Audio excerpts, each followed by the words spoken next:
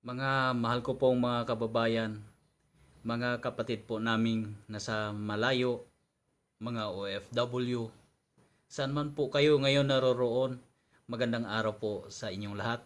Dong Randy PH po, ang re-reaksyonan po natin ngayon, yung Senate hearing na nangyari na kung saan tila nagkakabukingan na dahil napagplano na umano bago pa dumating ang warrant of arrest. Naplano na ng mga cabinet secretaries ng magkapatid na si John Vic Rimulya at si Boying Rimulya. Naku po, ito na ang mga hari ng sablay, mga kababayan. Ngayon, sa pagkakataong ito at sa oras na ito ay kumakati na yung ulo ni Da Junior.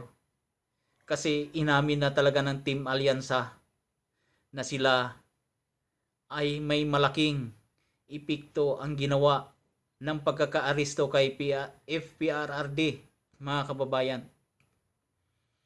Tapos, nung nag-isa sila sa Senate hearing kahapon, nabisto sila ni Amy Marcos na hindi talaga binigyan ng karapatan ang isang akusado. Hindi pa dumating ang warrant, hinuli na si Tatay Digong. At may inimbitahan din silang abogado na constitution expert. Yun ang inimbitahan nila para magsalita. At lumalabas dito, mga kababayan, na may malaking paglabag sila dahil walang due process. Bago sana isinakay ang akusado sa eroplano, ay dapat yung tao na akusado ay dalhin muna sa hukuman ng Pilipinas. Pero minadali, isinakay pati ang abogado ni Pangulong Duterte ay kinaladkad pa ni Torre, hinawakan pa dahil gusto niya na isakay niya forcefully si Tatay Digong sa eroplano. Kaya nga lang kahapon nag-isa siya ni Senador Alan Cayetano. At isa pa, habang tinatanong siya ng tinatanong ni Alan Cayetano, bago sumagot si Torre, ay nire-refer niya kay DOJ Secretary. Tapos, nagkakampihan yung dalawang magkapatid, mga kaibigan. Nagtatabunan sila. Pero, ang sabi po ni Senador Amy Marcos na nagdi-deny pa kayo, na huling-huli na kayo. Si Tory po, nagkaka po siya habang siya ay nangatwiran kay Senador Cayetano. Kaya may patutunguhan ito. Ngayon, good job kay Ma'am Amy Marcos sapagkat wala siyang pinapanigan. Dumadaan siya sa gitna ng mga nag-uumpugang bato. Pero sa totoo lang, opinion ko lang po ito, na ano ba ito? Bali, dumidistansya si Amy Marcos dahil nakita po natin na sa survey, si Amy Marcos po ay behind na po masyado. Kasi maano na po na yung tao, kita ng tao na ginamit lang ni Amy Marcos si Inday. Sana marilib ang tao sa nararamdaman niyang galit sa mga Marcos.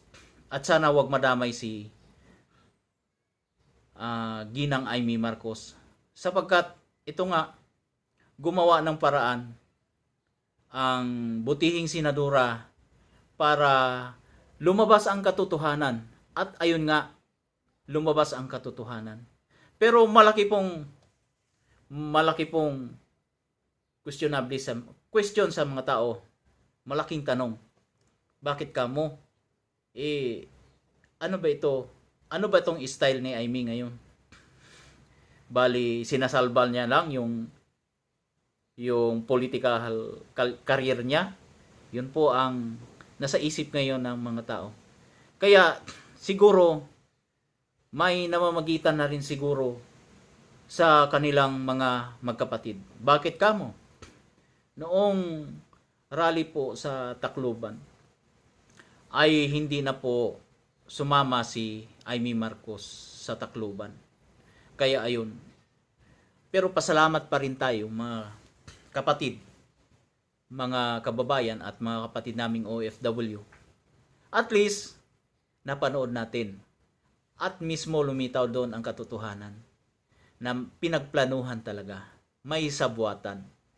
Biro mo, wala pang si General Torre ang nagbasa at nag-aristo, samantalang may PCP naman po pala na mag-a-assist sa pag-aaristo. Dapat ang PCP po, ang counterpart po ng Interpol, ang siya pong magbabasa ng warrant of arrest ni Tatay Digong at hindi si General Torre. Yun nga po, kung gigisahin si General Torre, ay ituturo niya naman kay Boying Rimulya.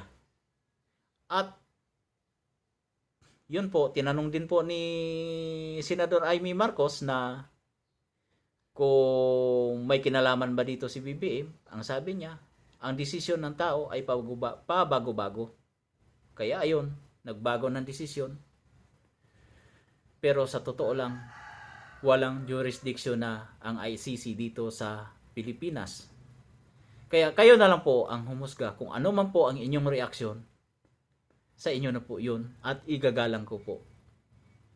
Maraming salamat po sa inyo, sa inyong panonood, at sana sa hindi po nakapag-like, sana po i-like at i-subscribe po ang Dong Randy PH para lumaki din po ang channel ko. Maraming salamat at magandang araw po sa inyong lahat. Pagpalain po sana tayong lagi ng Panginoon Diyos.